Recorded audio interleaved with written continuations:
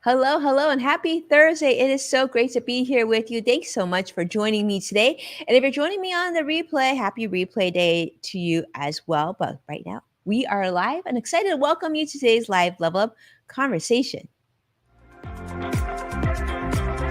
Welcome to Level Up with Winnie Sun. Market updates.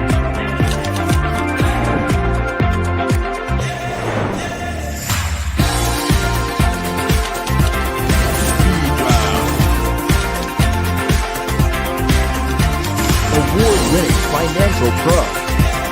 Get ready. I present to you Level Up with Winnie Sun. Hello, friends. I'm Winnie Sun, your host, Forbes contributor, CNBC Council member, award-winning financial pro, here to keep you on top of all things trending, relevant and very important business news and course of market as well. But most importantly, what makes our show so much fun and so special is that you're part of today's discussion. So if you're joining me, don't be shy. Come on in, share a comment. Let me know where you're joining me from, what platform you're on. We are going live today on about 8 different platforms on Facebook, on LinkedIn, on Twitter, YouTube, and a couple other places. And so we're always excited to see your comments. Let me know how your Thursday is going and what you're looking forward to perhaps this weekend. We're going to be sharing feedback throughout the show, and that way we can get your comments on some of the things that we're going to be sharing today. But of course, we start with the market. And unfortunately, the news doesn't end well today on this because the Dow closed down 171 points again, Nasdaq down 167 points, and the S&P 500 also down 44 points on a triple negative day. This comes on the heels of a pretty difficult week already. As you remember, earlier this week, we had a day when the Dow was down over 1,200 points. The U.S. stock market continues, though, to be very choppy and irrational, if you will, because we have continued concerns about the U.S. economy and what's happening with inflation. Of course, what the Fed is going to be doing next week. We're expecting another rise in interest rates. The question is, how much? And is it going to really help? Like things are going to get better soon? Or are you going to have to pay even more for the groceries that you pay for each time you go to the supermarket? Well, and one area that continues to go just even higher is the area of mortgage rates. Now, if you have your mortgage already and you refinanced recently and you're just paying your mortgage down, you're probably feeling a sense of relief. But if you're not, and in fact, I just talked to a client earlier today who's in the market to purchase a new home, therefore getting a new mortgage, the stress is definitely real. In fact, mortgage rates now have now increased over 6%. This is the first time it's been over 6% since 2008. So essentially, the cost to borrow money to purchase shelter or purchase that new home has doubled in just the past 9 months. As we know, next week, the Fed Chairman Jerome Powell is going to make another announcement about having to increase interest rates yet again. So now the 30-year mortgage, which we know is the most popular mortgage product that most home buyers use, is now over 6%. This was as reported today by Freddie Mac. And so this hasn't been this high since the late 2008. So the question is it going to go even higher? It looks like that's probably the case. In fact, we're already seeing markets throughout the United States seeing their real estate markets quiet down. Sales, transactions of new home purchase, that has certainly been slowing down.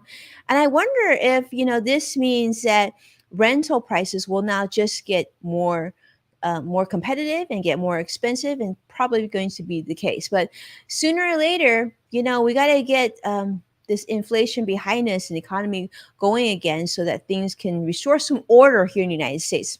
Speaking of restoring order, you may have heard the news yesterday of Amtrak that they had to actually put on freeze or cancel a whole bunch of their long distance passenger services. They announced this because they were having concerns about the tentative union agreement between members and freight negotiations, operations. And so they were really concerned. So they actually canceled a whole bunch of their long haul trips. So a lot of people who take the train, to go to visit different places of the country, perhaps to visit other people and their family in different parts, going on those longer trips. Those rides were canceled as of yesterday, but today they're back because it looks like the contract negotiations just narrowly went through, and like there's been tentative union agreement, and so people are going to be going to work, and therefore those trips are now back in place. So if you didn't know, that's what's going on.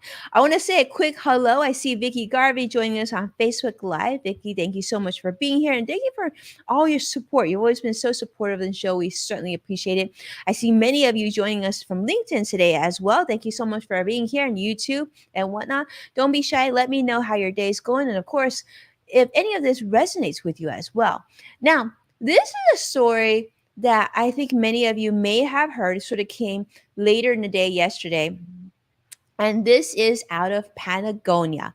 Now, some of you know Patagonia is sort of, I've always seen it as sort of a luxury outdoorsy adventure brand, right? They make like jackets and fleece, and they're kind of like, I kind of see them as being similar to North Face. Well, the privately held company is one that was started by more than 50 years ago by Von Chenard. I think it's Von Chenard. Yeah. Ron Chenard. And anyhow, this company has long been a proponent of doing things in a better way, paying their employees, treating their employees really well, making sure that the materials that you use in their clothing is recycled, and that they're good stewards to those who create the product and whatnot. So they've always taken a very sort of social, eco-friendly approach to their brand and their company. It's been privately owned for all this time. Well, what's really interesting about this is now that they're the billion-dollar company, the billionaire founder has just announced that after establishing this business for over 50 years, that he's going to be donating the majority of this company, valued at about $3 billion. They're actually going to take that money, put it into a trust, and designating this for nonprofits to combat climate change and to protect the environment.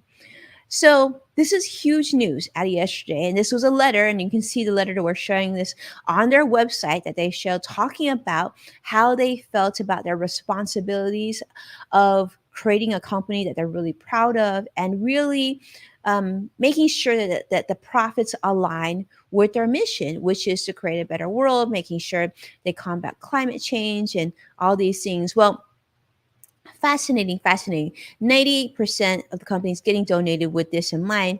But what's really fascinating about this story too is the CEO said, I didn't feel like if we had taken the company public, we probably could have made more money, but it definitely wouldn't enable us to do what we felt which is right, which is to make sure that this money goes toward helping not only ourselves, but also Mother Earth, and taking care of everybody else who gets a chance to live on this planet as well. So really, really exciting. He's 83 years old. But what I found really interesting doing research on this story is not only did he feel that it was the right thing to do to give back to Earth, but his employees felt really aligned with this, but also his children felt very aligned with this too. So he lives here in Ventura in Southern California, very proud of our Californian today of making and deciding to do this goodwill. But yeah, decided that this was something that they really wanted to do. They wanted to give back to Mother Earth, and making sure that they were going to make sure that all this money that's been donated goes to causes that will impact us in a positive way here in the environment. I want to say a quick hello to CrossX Fighter Joshua. It's great to see you on YouTube Live. We just shared a story about Patagonia. In fact, when I read this story last night, I was thinking to myself, wow, I just realized I don't have many items. I don't think I have anything from Patagonia, but now I feel like I'm really aligned to what they're all about right now. And I'm really, really proud of a billionaire stepping up, donating most of his wealth and that of his company and his family, I'm sure, to something to help all of us to combat climate change, protect the environment. So it's kind of exciting. And also, I've been seeing a lot of talk about this on social media. More people are calling out other billionaires out there, the Elon Musks of the world, the Jeff Bezos of the world, and Kardashians of the world, and saying, maybe you can consider doing a little bit about this as well. Because after all, right, how much money does a person really need? How much more money does a person need? And maybe this wealth can be used for better. So it's very, very exciting. And Sadiq, it's great to see you, Sadiq, on YouTube Live as well, talking about Patagonia. I'm curious to see how you felt. And most important, I'm curious to see if you actually saw this article. Interesting enough, it kind of came out later in the day, so it didn't really hit the beginning of financial news. And I thought that was really sort of interesting because it was sort of a softly shared article and story. Of course, it's shared on the website talking about giving up 98% of the company to a nonprofit called Hold Fast Collective, where they're going to use every single dollar received to fight the environmental crisis, protect nature. They talk about biodiversity, and they also say they were going to support thriving communities as quickly as possible. So really interesting. I thought that was really interesting from a financial standpoint, talking about how a company didn't feel like if they went public that they could align to these issues that they felt very, very important to them. That if they went public because of constant shareholder scrutiny and having to make every single financial quarter count, that the company couldn't do what they thought was the right thing to do. What does that say about the financial industry as it is? And are we so only focused on building wealth that a company that is public couldn't do something like that? I don't know. It seems, I feel like that needs to be sort of dealt with a little bit in more detail. We need to talk about, flush that out a little bit, that concept a little bit, and see if there's a way where you can be successful and support your investors, but also be able to do the right thing when necessary. So really interesting, really, really interesting. And I see Sadiq saying, I wish Turkish billionaires would do the same as him. Yeah. And then Vicky is saying, yeah, put money into green friendly resources. Absolutely. Yeah. A lot of talk about this. And I'm hoping it gets even more traction. I hope people talk about it even more so, because especially now that we're seeing some of these, these viruses and issues with like the lack of clean water and like literally here in the United States, I think we need to have more of these discussions more often so that the financial industry can be more in line to help and share some of these resources. So thank you so much, everybody, for watching. I hope that you enjoyed today's show. I really appreciate your support and you being here to take a moment to comment, share your comments. You all bring it. Sadiq, Vicky, Joshua, everybody else who's joining us on the different social platforms. I appreciate you, all of you, for being here. As a reminder, you can find full episodes of Love Up with Winnie Sun on NASDAQ, Amazon Fire, Roku, and many platforms coming to you soon. And of course, check out Yes Factor on Apple Podcasts. It's Yes Factor with Winnie Sun on Apple Podcasts, and let me know what you think. Share your comments. Tell me if you love the guest, if you didn't, if you thought that we should have talked about something else. Let me know what your thoughts are so that we can get better. And then, of course, do me a favor and like the stream and consider subscribing so you'll never miss a future live stream. And with that, be well. Have an amazing weekend. I will see you again next week. Take care now.